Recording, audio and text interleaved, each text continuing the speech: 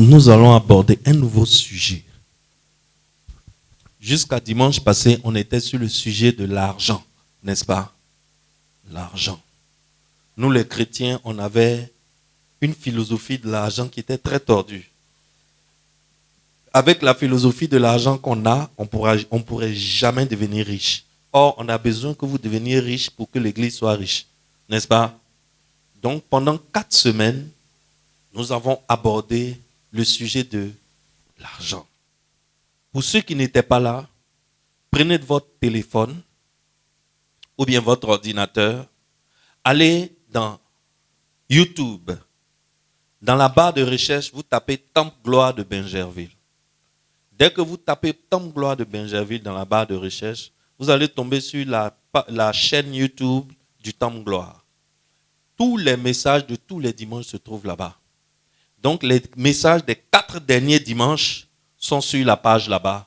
Vous pourrez lire, vous pourrez écouter et vous pourrez apprendre beaucoup de choses. Amen. Donc, Saul savait que si on ne trouve pas les chrétiens au temple, on les trouve où?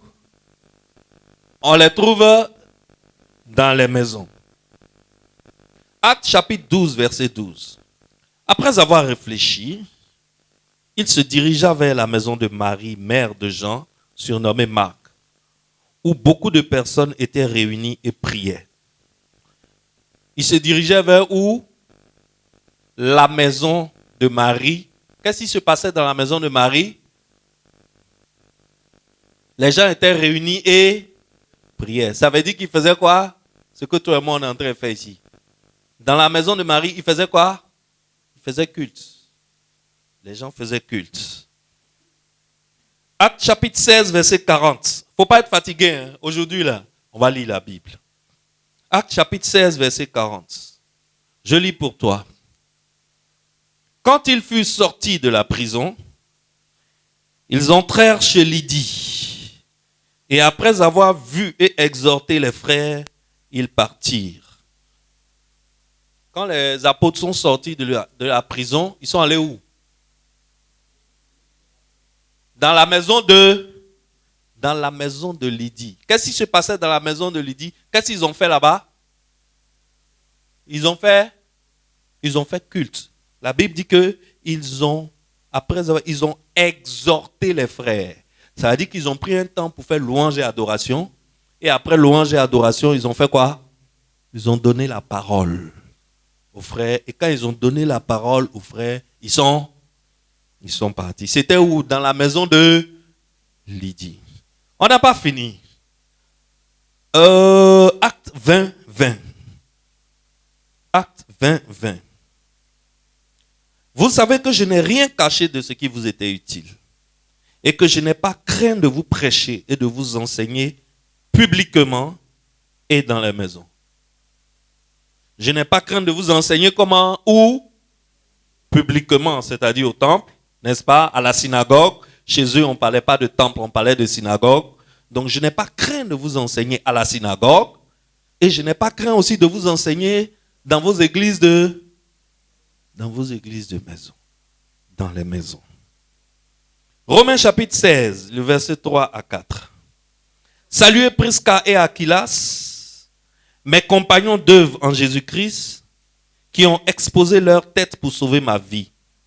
Ce n'est pas moi seul qui leur rend grâce. Ce sont encore toutes les églises des païens. Saluez aussi l'église qui est dans leur maison. Saluez Épaïnette, mon bien-aimé, qui a été pour Christ les prémices de l'Asie. L'église qui est où?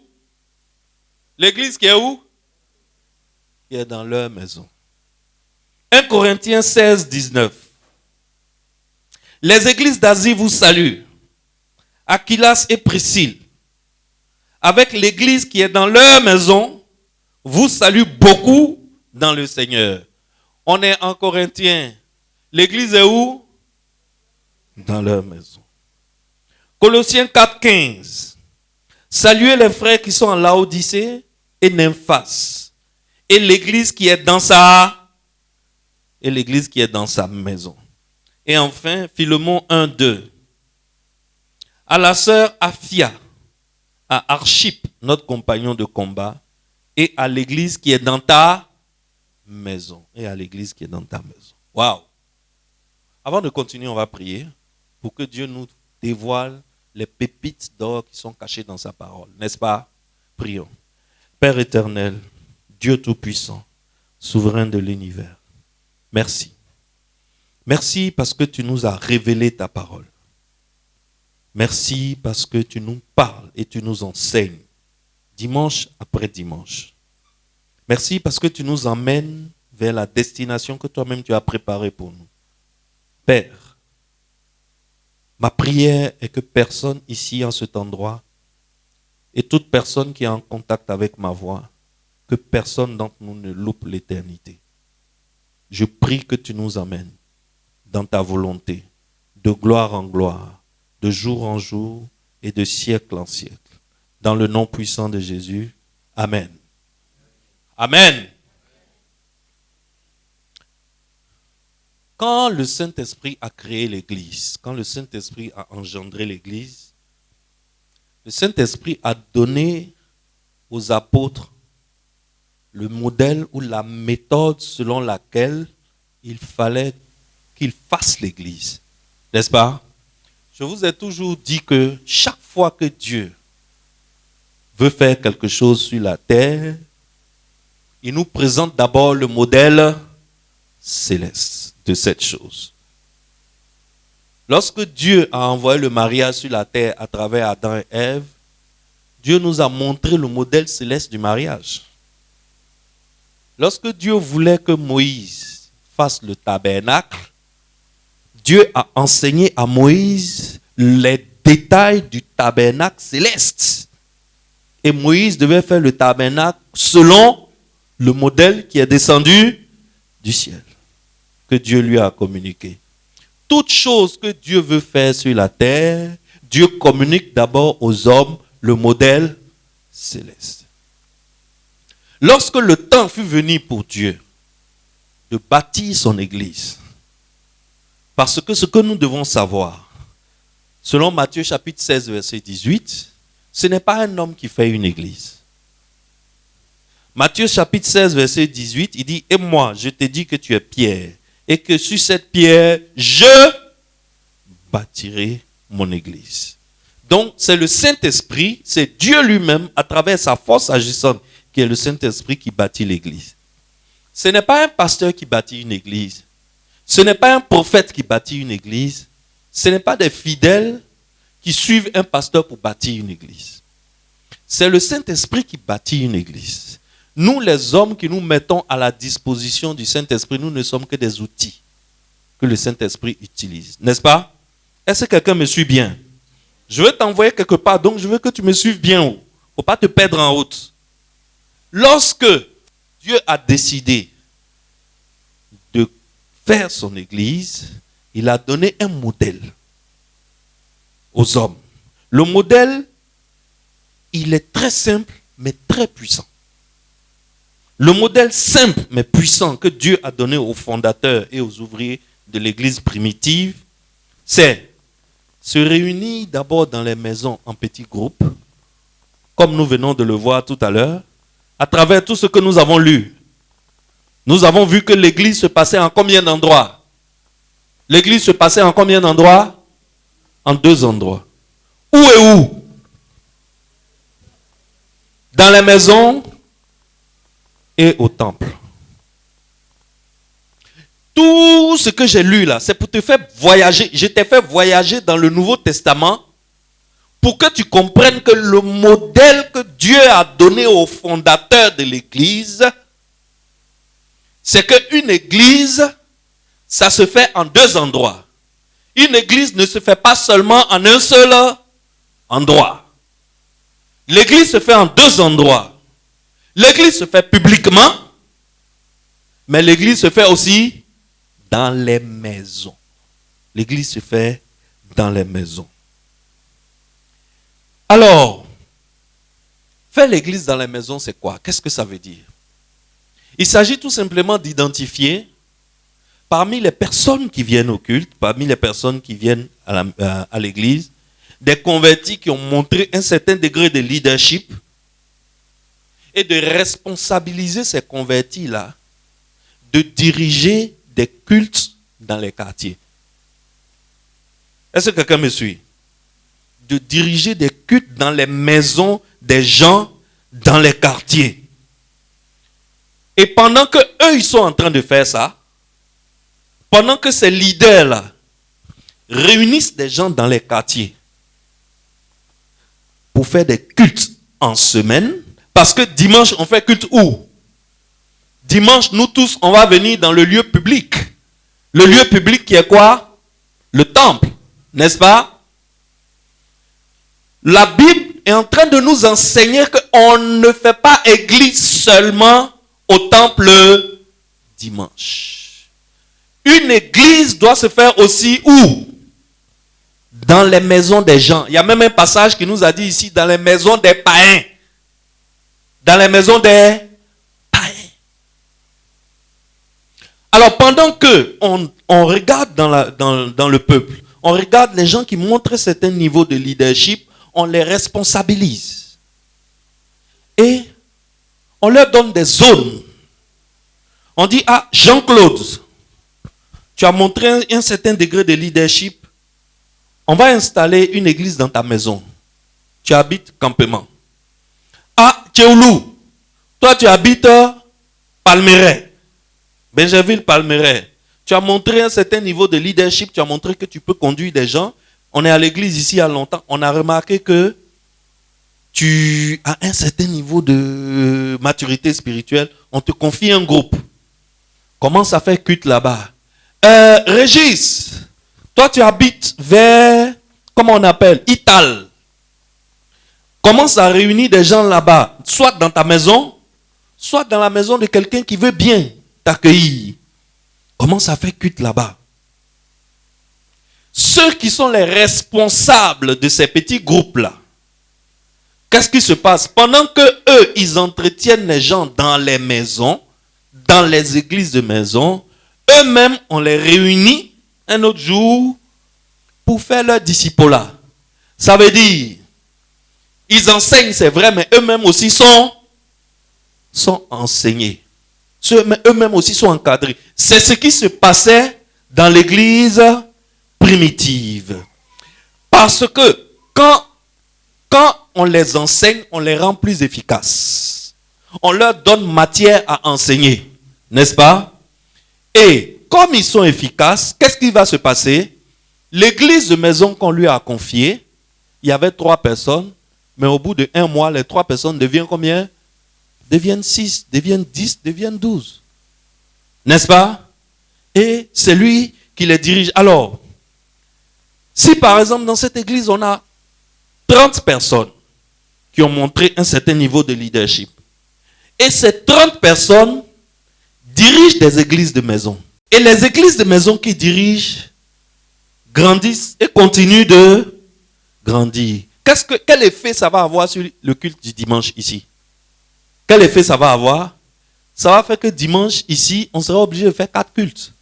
N'est-ce pas? On sera obligé de faire 4 cultes. Pourquoi? Parce qu'il y a eu croissance.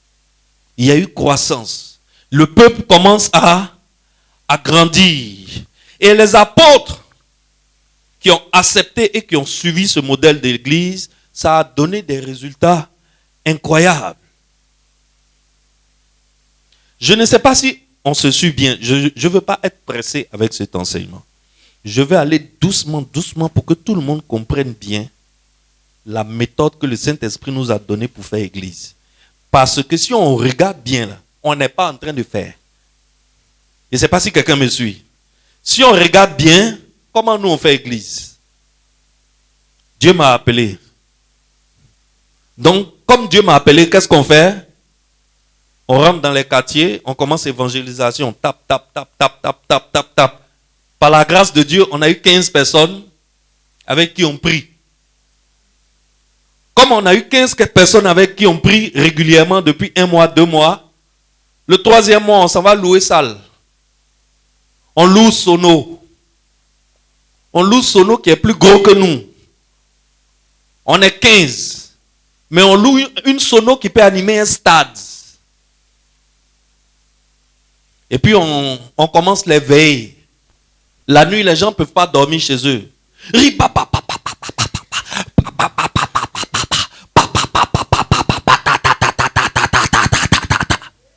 Et quand les voisins se plaignent, on dit ils sont sataniques. Ils sont mauvais. Parce que notre prière dérange leurs adorations.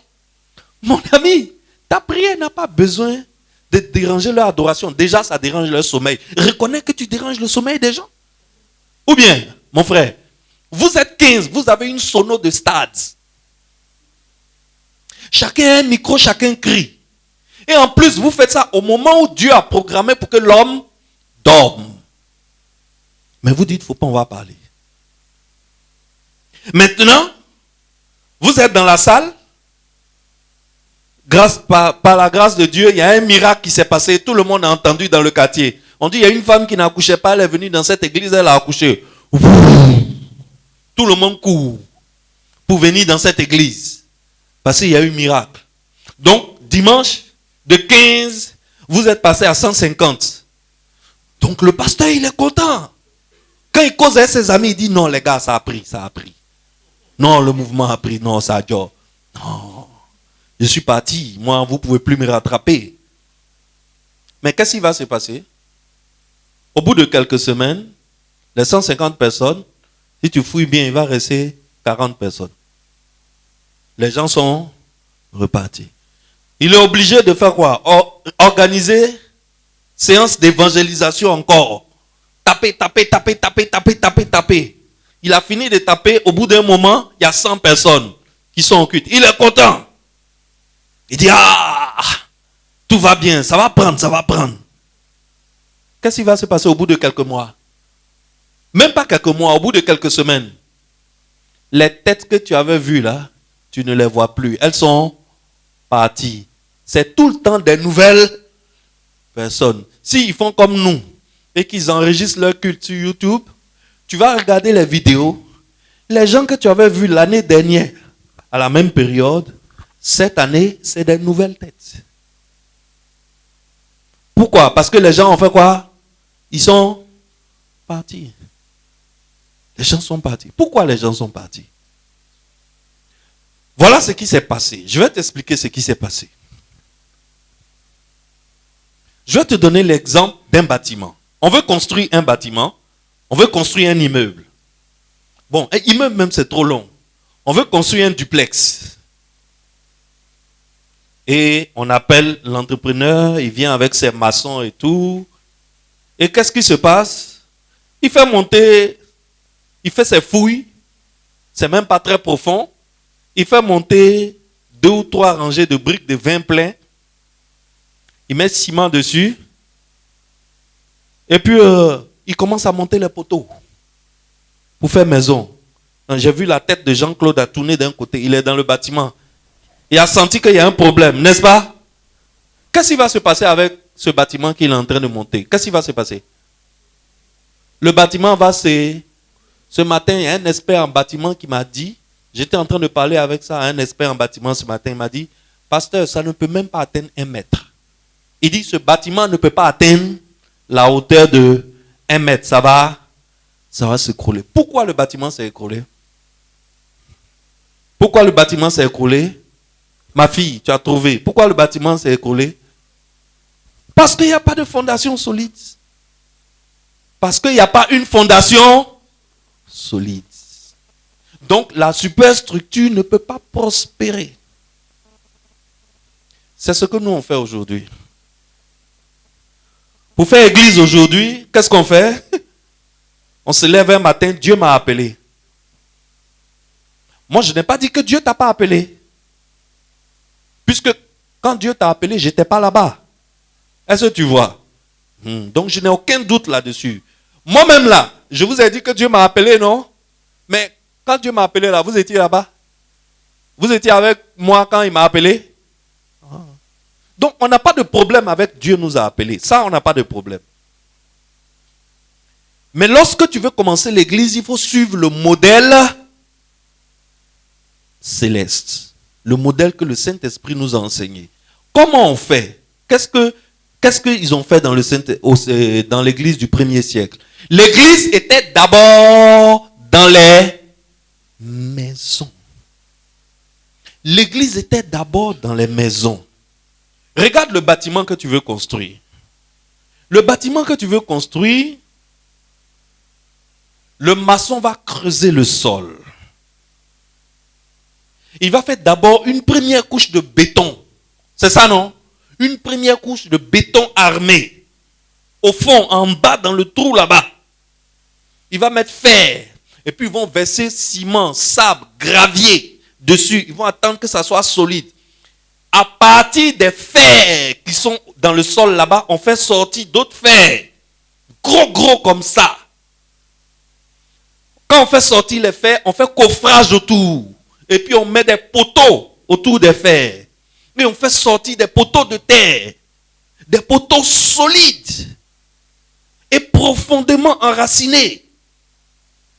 Mais quand on finit de dépenser tout cet argent-là, qu'est-ce qu'on fait de la fondation? Qu'est-ce qu'on fait de la fondation? On l'enterre.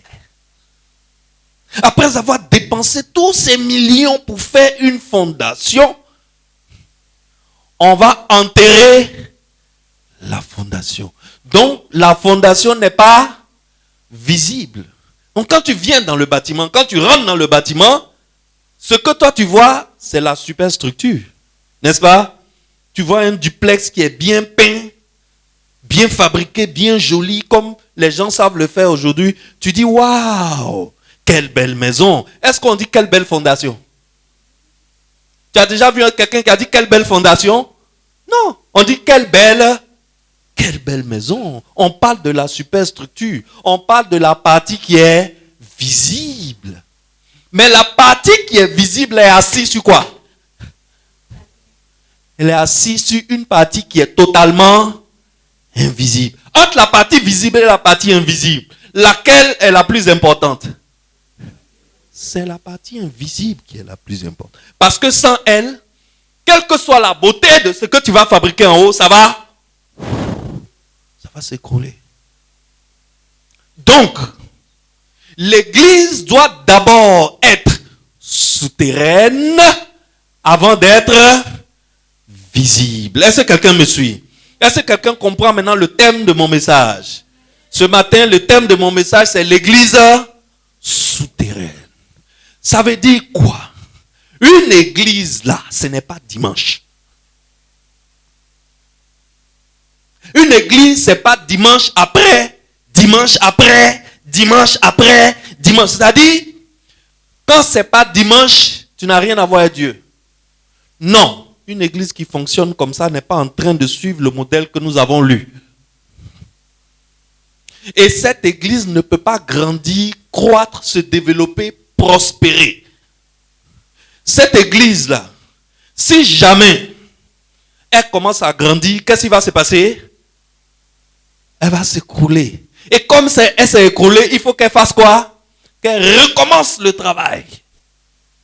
Et les années passent. Tu avais 50 personnes. Tu dis Dieu t'a béni parce que tu as commencé avec 4 personnes. Tu avais 50 personnes. Au bout d'un moment, les 50 personnes deviennent 12. Il faut encore retourner dans le quartier. Taper. Dieu a fait grâce. 76. Waouh, on était beaucoup au culte aujourd'hui. Hein? Waouh. C'est que le dimanche prochain, ça va être gâté. Et le pasteur prend le micro. Dimanche prochain, si tu viens ici, viens avec un ami. Viens avec un frère que tu aimes beaucoup. Parce que dans sa tête, dimanche prochain, chacun va venir avec un ami. Est-ce que les gars viennent avec? Jamais. Mon gars, ce qui l'intéresse, c'est ses fesses. C'est son salut. À lui. Ce n'est pas le salut de son voisin. Il s'en contrebalance. Lui, c'est son salut qui l'intéresse. Lui, c'est la parole qui va donner, la nourriture qui va donner à son âme. C'est ça qui l'intéresse. Donc, si tu veux, faut dire aux gens, si tu n'as pas quelqu'un, ne viens pas au culte. Ils vont dire, pasteur, j'ai compris. C'est non qui envoie par là. Mais dimanche prochain, il va venir seul. Et ça encore, c'est s'il revient. Vrai ou faux? Ça encore, c'est si il revient. Pourquoi? Parce que tu es en train de bâtir une super structure sur une fondation inexistante. Il n'y a pas de fondation. Il n'y a pas l'église souterraine. Tu es en train de bâtir, tu es en train de monter sans fondation. Parce que l'église souterraine n'est pas visible. Justement, d'où son nom souterrain. Elle n'est pas visible. Alors quand on vient ici dimanche là, on se base sur quoi? Notre culte du dimanche là ici, il est fondé sur quoi? Notre culte du dimanche doit être fondé, bâti sur les cultes que nous avons en semaine dans les maisons des fidèles. Plus il y aura des églises de maison chez les fidèles ou chez les païens qui se reconnaissent ici comme étant leur église mère, qui reconnaissent ici comme étant leur église mère, qu'est-ce qui va se passer dimanche? En venant dimanche, il va venir avec son église. Pourquoi il va venir avec son église? Jésus a dit, allez, faites de toutes les nations des disciples. Jésus n'a jamais dit, allez et faites de toutes les nations des convertis. Il y a une différence entre un converti et un disciple. Le converti, c'est celui qui a reçu le Seigneur Jésus-Christ comme son Seigneur Sauveur, qui est convaincu que Jésus-Christ l'a sauvé. Il est prêt pour adorer Jésus-Christ, mais vrai, là, faut pas trop l'emmerder avec ça. C'est son problème, c'est entre lui et son Dieu. Faut pas trop le suivre à ça. Lui veut rester superficiel. Il n'a pas, c'est une affaire de, il veut avoir quelqu'un qui prie quand c'est chaud. Il veut avoir une église où le pasteur peut lui imposer les mains quand ça va pas. Il veut avoir une église où déposer sa dîme, ou aller faire des offrandes, parce qu'il sait que c'est les offrandes qui ouvrent la voie à la prospérité. Il sait ça. Il a vu ça chez son grand-père. Il a vu ça chez son papa. Donc lui aussi cherche un coin où il va aller déposer ses offrandes pour que Dieu ouvre la voie devant lui. Mais ça s'arrête là.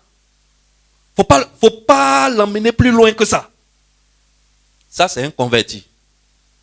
Mais un disciple, c'est un converti qui est à la recherche de la profondeur. Dis après moi, la profondeur. Un converti, c'est un disciple, c'est le converti qui... Le pasteur a enseigné quoi aujourd'hui? Aujourd'hui, le pasteur a enseigné l'église souterraine. Je n'ai jamais entendu ce mot-là, l'église souterraine. Il va à la maison, il prend sa Bible. Tous les passages que le pasteur a donnés là, il lit lui-même. Il ne lit pas seulement le verset, il lit tout le chapitre. Qu'est-ce qui est caché derrière l'enseignement de l'homme là? Moi aussi, je vais découvrir. Et il fouille. Dans ses fouilles, il tombe sur des références. Dans les références, on lui indique des livres. Il va à la librairie, il achète le livre, il l'emmène à la maison. Dès qu'il a un peu de temps libre, il lit. Le matin, à 4 heures, il va lire 10 à 15 pages avant de se réveiller pour se laver, pour partir au travail. Il va ouvrir sa Bible en semaine. Pendant qu'il lit le livre, il ouvre sa Bible. Alors que le converti, quand lui, il a pris sa Bible comme ça, là, c'est dimanche, il l'ouvre. Quand on lit ici. Bon, maintenant, même quand on met la Bible à la télé, là, il y a beaucoup de convertis, même là, ils ne voient pas l'importance d'avoir une Bible. Un converti, il ne voit pas la pertinence d'avoir sa propre Bible, quoi. Il va faire quoi avec ça? De toutes les façons, ils vont mettre à la télé. Son problème est où? Mais un disciple, il dit non. Là où le pasteur a pris, là, c'est tout un chapitre, non? Je vais lire. Et il recherche la profondeur avec Christ. Il recherche la maturité spirituelle. C'est-à-dire, c'est le gars, quand tu le vois, il va de palier en palier. Plus le temps passe, plus tu vois que sa connaissance de Christ augmente. Plus le temps passe, plus tu vois qu'il reflète de plus en plus Jésus-Christ. C'est le gars, sa marche avec Christ, sa vie avec Christ lui coûte cher. Donc, il étudie profondément Christ pour pouvoir ressembler à Christ. Un disciple, c'est un suiveur obéissant. Le disciple, c'est celui qui décide de suivre un maître en lui obéissant aveuglément. Nous avons trouvé un maître. On a trouvé le maître des maîtres. On a trouvé le Seigneur des seigneurs. Il s'appelle Jésus-Christ. Et Jésus-Christ nous dit, allez et faites de toutes les nations des disciples.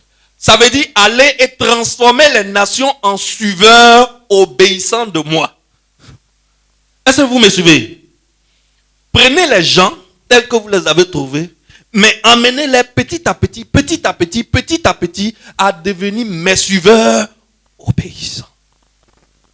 Alors, comment tu prends quelqu'un que tu as rencontré dans les rues? Tu es parti faire évangélisation. Tu l'as rencontré au petit bonheur de la chance dans un carrefour.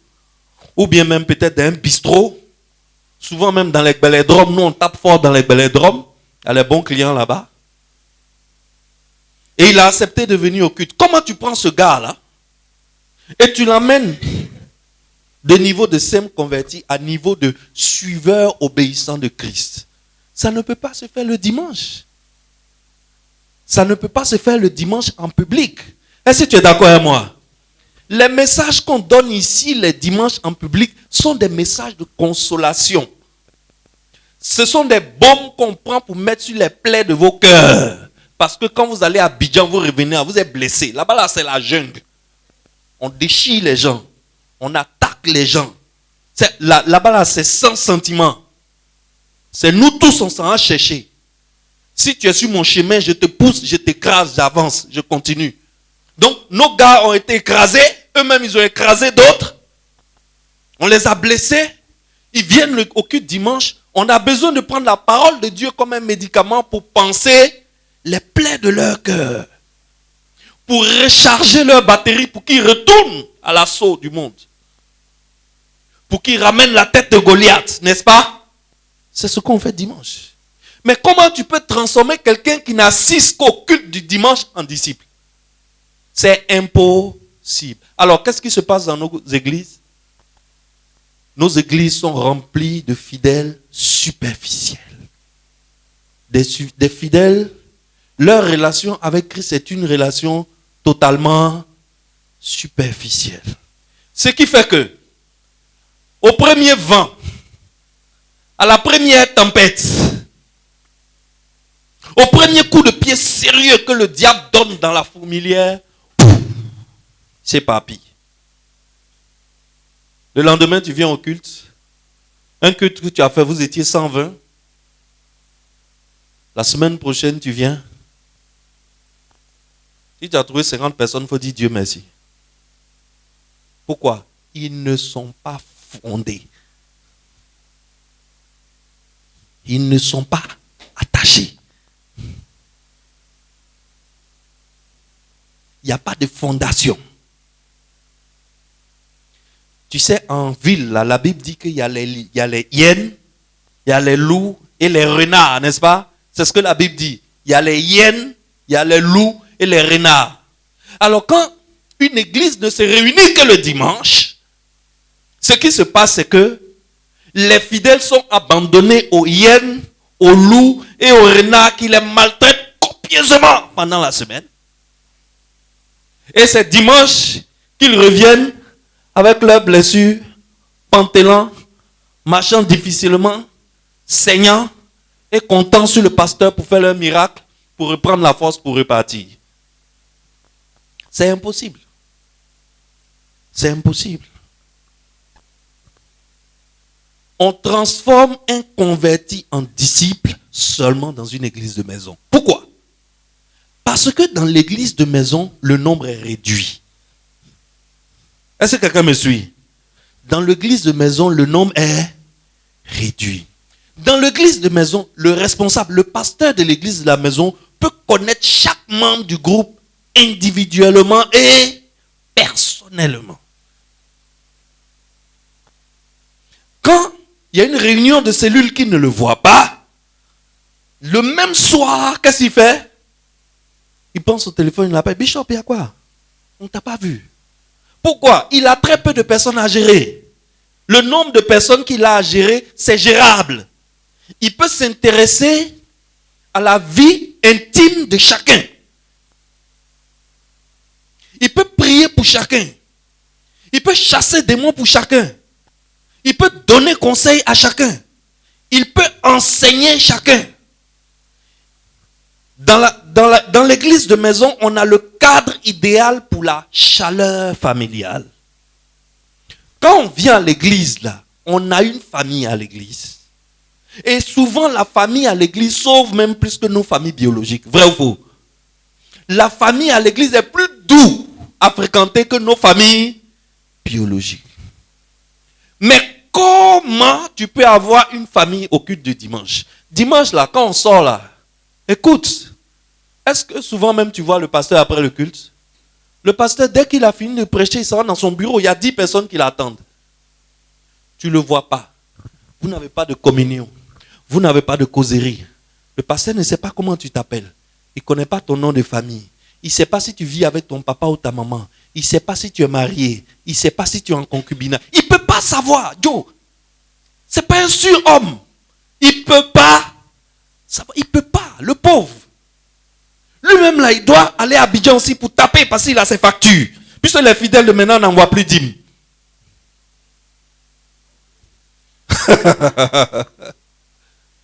Est-ce que tu vois? Il est obligé d'aller travailler. Les pasteurs d'avant ne travaillaient pas à l'église primitive parce que les gens allaient jusqu'à vendre leur maison et apporter l'argent à l'église pour mettre à la disposition des apôtres. On va voir ça devant. Mais le pasteur d'aujourd'hui, il est obligé d'aller quêter. Parce que les fidèles d'aujourd'hui pensent qu'ils voient trop clair. Oh, il s'appauvrit. Mais il ne sait pas. Il pense qu'il connaît l'argent plus que Dieu. Est-ce que tu vois? Donc le pasteur ne peut pas. Le pasteur ne peut pas apporter la chaleur dont chacun a besoin à l'église ici, le dimanche. Que faire? Cette chaleur-là, le cadre approprié pour cette chaleur familiale, où quand tu viens, quel que soit ton problème, quand tu viens et puis tu t'assois, quelqu'un passe, il met sa main sur toi. Hé, Bishop, c'est doux. Quand tu sens sa main sur toi là, c'est doux. Ça fait du bien parce que quelqu'un s'est arrêté, côté de toi, pour te demander ça va. Et madame, en ville là, quelqu'un n'a pas tout le temps haut. En ville là, c'est la jungle. Les lions bouffent les biches. Est-ce que tu vois? Alors, c'est dans l'église souterraine qu'on bâtit le disciple. C'est dans l'église souterraine qu'on peut donner la chaleur familiale. C'est dans l'église souterraine qu'on a le cadre pour faire asseoir quelqu'un, pour lui enseigner Christ. Jour après jour, semaine après semaine. C'est dans l'église souterraine qu'on peut faire ce qu'on appelle le discipolat. Vous savez pourquoi? Beaucoup de nos églises aujourd'hui, on a du mal à faire le discipolat. Et nous tous, on s'est tourné vers le prophétique. Désormais, le dimanche, je vois, Prisca. Dieu me montre. Dieu me montre. Qu'en bas de ton habit bleu, là, il y a un habit vert. C'est vrai ou c'est faux? Tout le monde s'est tourné vers ça. Parce que c'est ça qu'on peut faire dimanche. Dimanche, on ne peut pas faire asseoir quelqu'un pour lui dire les 4 lois spirituelles. C'est quoi les 4 lois spirituelles sur lesquelles Dieu a fondé le monde? Dieu a fondé le monde sur 4 lois. La loi de l'amour, la loi du péché, la loi du pardon et la loi du salut. C'est ton tour, répète. Et puis il va répéter la loi de l'amour, la loi du péché, la loi du pardon et la loi du salut. Ah! Donc ce sont ces 4 4 lois là, qui sont les 4 lois spirituelles de base. Ok. Maintenant, la loi de l'amour, ça veut dire quoi? Ah, la loi de l'amour, c'est que Dieu, quand il nous a créés, son objectif, c'est d'avoir une relation personnelle, confidentielle et intime avec chacune de ses créatures. Donc, si nous sommes 9 milliards sur la terre, Dieu veut avoir 9 milliards de relations personnelles et individuelles. Et, malheureusement, il y a eu quelque chose qui s'est passé qui a fait que nous avons été séparés de l'amour de Dieu. Tu peux faire ça dimanche? Les gens vont venir au culte? Ils ne vont plus venir. Donc dimanche, les gens viennent au culte et puis tu leur dis, prenez votre livre, prenez le bic. Les 4 lois spirituelles. La loi de l'amour, répète. La loi du pardon, répétez derrière. Bon, là où il y a le trou, là, mettez le mot qui manque là-bas. Le mot qui manque, c'est Dieu aime, etc. On a essayé ça ici dans Tchéoulou. Toi, tu étais là depuis le commencement de l'église. On a essayé. Qu'est-ce que ça a donné? Fiasco. On s'est retrouvé à l'église ici à 12 personnes. 12 personnes. Des fois même, je vous dis la vérité, des fois je descends. Message, j'ai préparé là. Je n'ai plus onction de prêcher.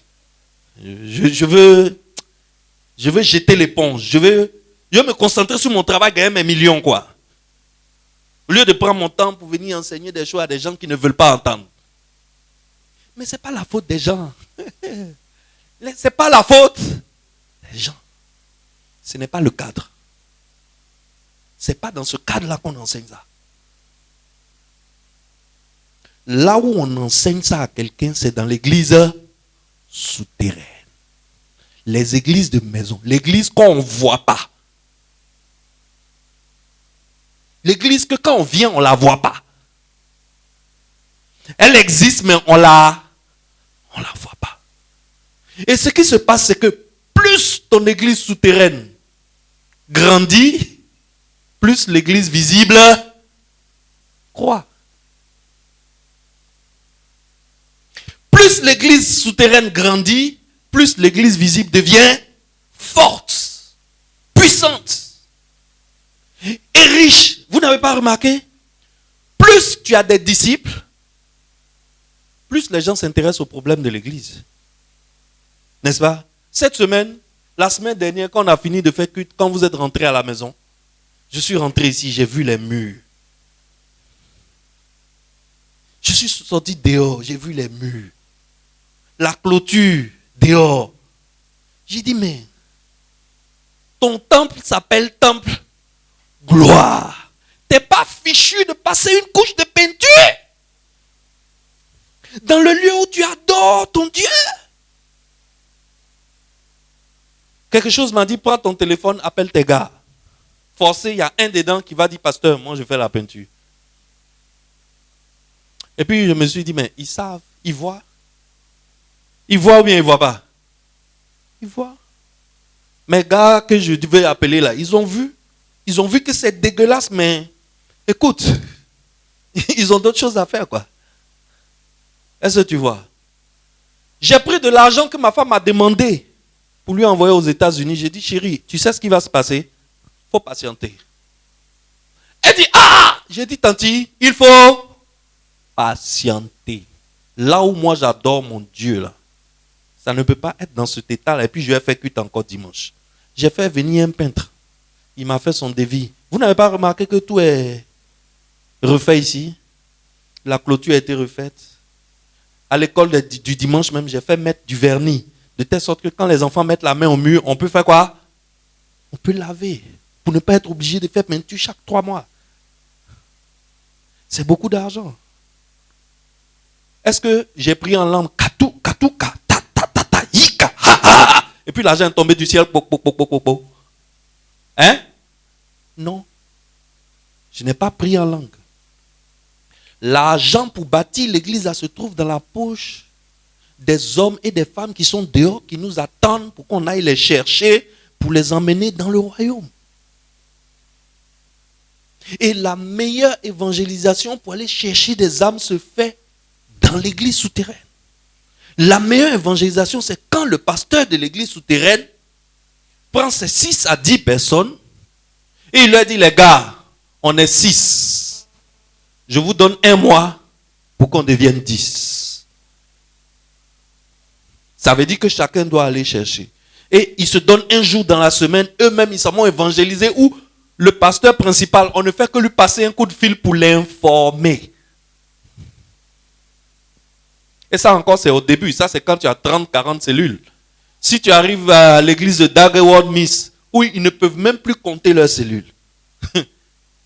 Leurs églises de maison, ils ne peuvent pas les compter. Ils ne savent pas ça fait combien. Quand tu arrives là, on ne peut plus t'appeler. Tu vas devenir fou. Les églises se multiplient pendant que tu dors. Est-ce que tu vois? Alors, l'église de maison, c'est ça qu'on appelle l'église souterraine.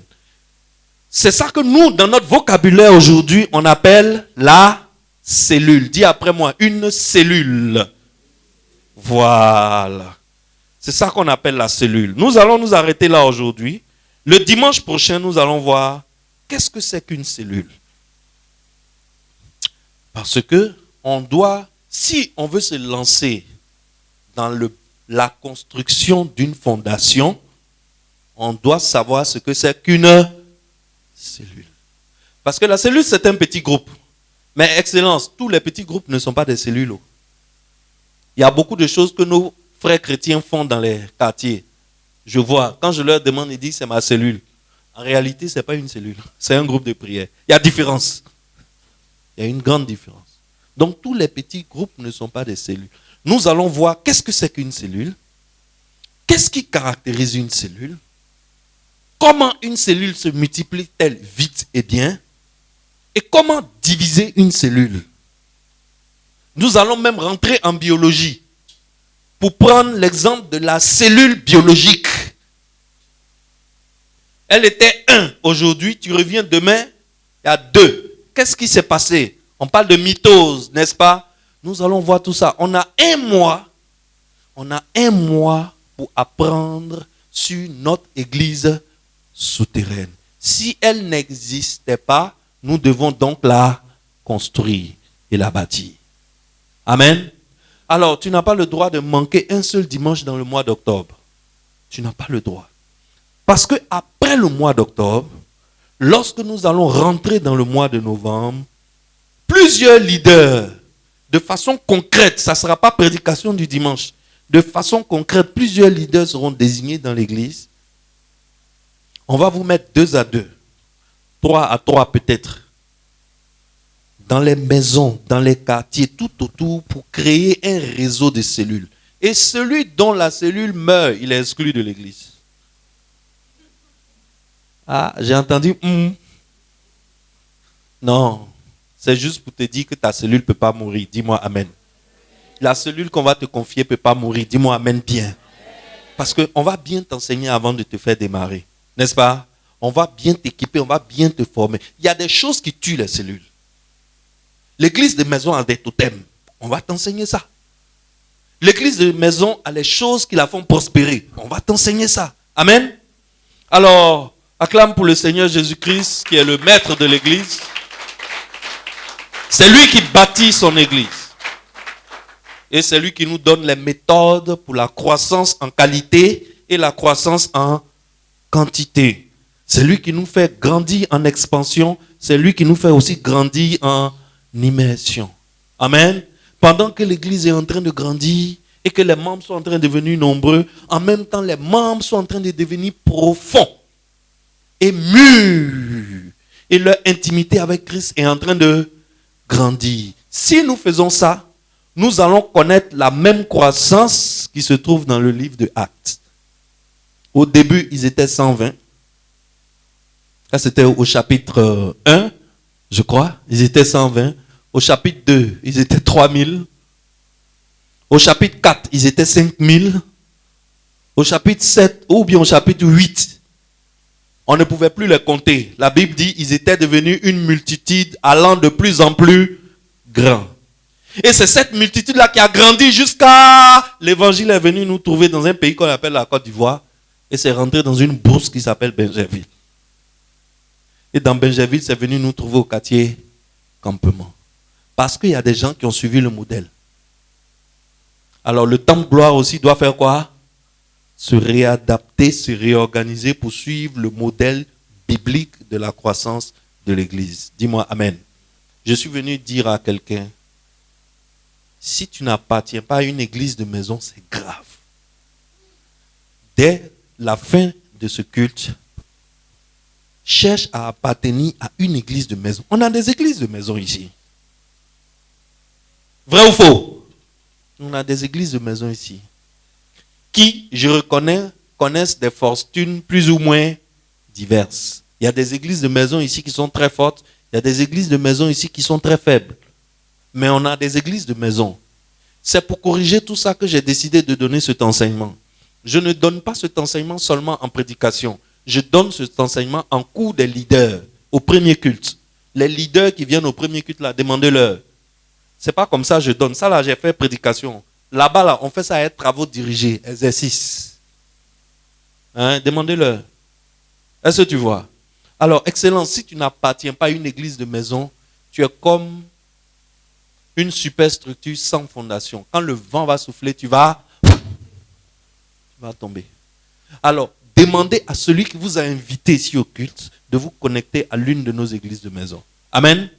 Elles existent. C'est parce que tu ne vas pas là-bas que tu crois que ça n'existe pas. Elles existent. Amen. On ne peut pas faire l'église seulement ici dimanche. On va pas aboutir à quelque chose de bon. Amen. Que Dieu vous bénisse.